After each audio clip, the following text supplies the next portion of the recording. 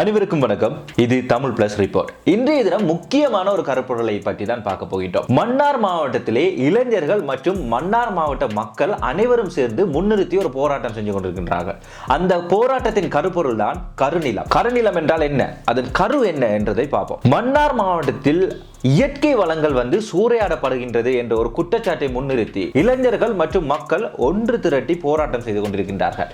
இதன் பின்னோக்கம் என்ன என்று பார்த்தால், அங்கு உள்ள கனிம வளங்கள் கொள்ளையடிக்கப்படுகின்றது. அதாவது சர்வதேச நாடுகள் அந்த திட்டத்தில் இலங்கை அரசாங்கத்துடன் ஒப்பந்தமிட்டு அந்த இயற்கை வளங்களை சுரண்டி தன்னுடைய நாட்டை வளப்படுத்துவதற்காக கொண்டு செல்லப்படுகின்றது என்பதுதான் காரணமாக இருக்கின்றது. அதனால் ஏற்படக்கூடிய பாதிப்பு என்னவென்று பார்த்தால், அங்கு உள்ள கனிம வளங்களை அகழ்வதன் மூலம் அந்த மாவட்டத்தில் உள்ள தமிழ் மக்களுக்கு ஏற்பட போகும் பாதிப்பினை முன்னிறுத்தி தான் இந்த போராட்டங்கள் நிகழ்ந்து கொண்டிருக்கின்றது. அதாவது மக்கள் மட்டுமல்ல, அங்கு உள்ள நிலம் மற்றும் இயற்கை சார்ந்த விடயங்கள் பாதிப்படைய போகின்றது என்பதை முன்னிறுத்தி இந்த இளைஞர்களும் மக்களும் போராட்டம் நடத்தி கொண்டிருக்கின்றார்கள். இந்த போராட்டம் மிகப்பெரிய பாரிய அளவிலான போராட்டமாக மாறுவதற்கு காரணம் மன்னாரில் இருக்க கனிம வளம், அதாவது இலிமினேட் என்று சொல்லப்படுகின்ற கனிம மணல் அகழ்வின் காரணமாகத்தான் இந்த போராட்டங்கள் மிகப்பெரிய ஒரு வலுவாக சக்தி வாய்ந்ததாக மாறிக்கொண்டிருக்கின்றது. கனிம மணல் எதனால் உருவாகின்றது என்பதை பார்ப்போம்.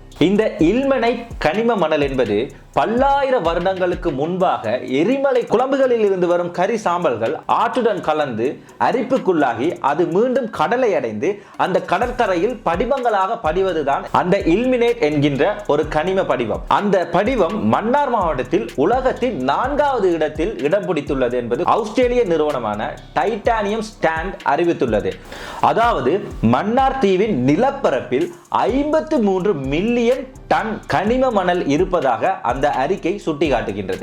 மன்னார் தீவில் உள்ள ilmenite, leucoxene, zirconium, rutile, titanium oxide போன்ற கனிம மணல்களை பிரித்தெடுக்கவே இந்த அகழ்வு நடைபெற உள்ளது. இத்தகைய கனிமங்கள் மன்னார் தீவில் அதிக அளவில் இருப்பதால் இது உலகின் 4வது பெரிய இல்மனைட் படிம பகுதி என்று கூறப்படுகின்றது. இந்த இல்மினேட் கனிம வளங்களை பயன்படுத்தி அதிநவீன விமானங்கள் மற்றும் போர் கருவிகள் தயாரிக்கிறதுக்கும் இந்த கனிம மணலை ஆஸ்திரேலியன் சாண்ட் என்ற நிறுவனம் ஒரு வருடத்திற்கு 53 மில்லியன் டன் என்ற கணக்கின் அடிப்படையில் இந்த மணல்களை அகழ்வு செய்து கனிம மணல்களை கொண்டு செல்ல இருக்கின்றது. தமிழ் மக்கள் செறிந்து வாழும் தமிழர் பகுதியில் இந்த நிகழ்வுகள் நடந்து வருகின்றது.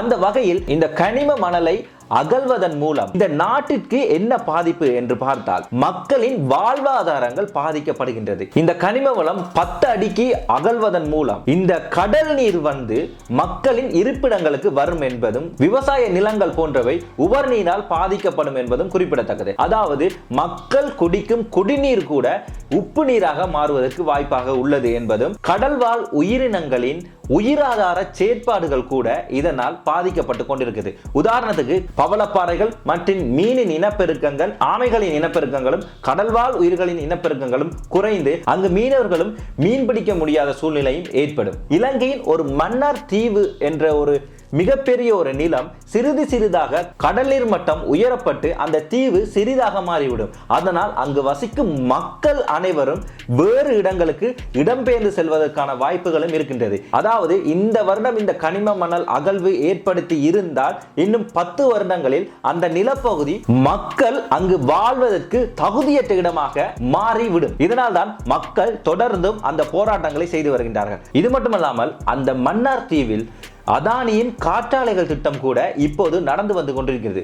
மக்களின் எதிர்ப்பை மீறியும் அங்கு காற்றாலை விசிறிகள் கொண்டு செல்லப்பட்டு அங்கு அந்த வேலை திட்டங்களுக்கான ஆயத்தங்கள் நடந்து வருகின்றது. 10,000 பனைமரங்கள் அங்கு வெட்டி அழிக்கக்கூடிய வாய்ப்புகளும் உள்ளது. இதனால் தான் மக்களும் இளைஞர்களும் அந்த மாவட்டத்தில் மிகப்பெரிய ஒரு போராட்டத்தை நிலைநிறுத்தியுள்ளார்கள். அதற்கு ஆதரவாக உலகத்தில் இருக்கும் அத்தனை தமிழர்களும் தமிழர்களின் பூர்வீக நிலங்களை பாதுகாப்பதற்காகவும் அவர்களுடைய உரிமைகளை நிலைநாட்டுவதற்காகவும் எல்லா இடங்களிலும் இந்த போராட்டங்களை நிகழ்த்தி வருகின்றார்கள். ஈழத் தமிழர்களின் நிலப்பகுதிகளில் இவ்வாறான செயற்பாடுகளை கொண்டு வருவது ஏன்? மக்களின் நிலங்களை அபகரிப்பது ஏன்? மக்கள் அந்த நிலப்பகுதியில் வாழ முடியாத சூழ்நிலைக்கு தள்ளப்படுவது ஏன்? இந்த மாதிரியான செயற்திட்டங்களை வேறு பகுதிகளில், அதாவது பெரும்பான்மை மக்கள் வகிக்கும் பகுதிகளில் வைக்க முடியாமல் இருப்பது ஏன்? அரசாங்கம் தமிழ் மக்கள் மீதும் தமிழ் மக்களின் நிலங்கள் மீதும் இந்த செயற்திட்டங்களை வைத்து மக்களின் வாழ்வாதாரத்தை சீர்குலைப்பது ஏன்? இவ்வாறான தொடர்ச்சியான மக்களின் போராட்டம் மக்களின் நிலங்களையும் மக்களின் உரிமைகளையும் பறிகொடுக்கும் போது மக்கள் எழுச்சி கொண்டு இந்த போராட்டங்களை தானாக முன்வந்து இந்த போராட்டங்களை செய்து கொண்டிருக்கின்றார்கள். இந்த போராட்டத்திற்கு அனைத்து உலக தமிழ் மக்களும் ஆதரவு அளிக்குமாறு கேட்டுக்கொண்டு விடைபெறுகிறேன். உங்கள் அன்பின் கரோன் HTR. நன்றி.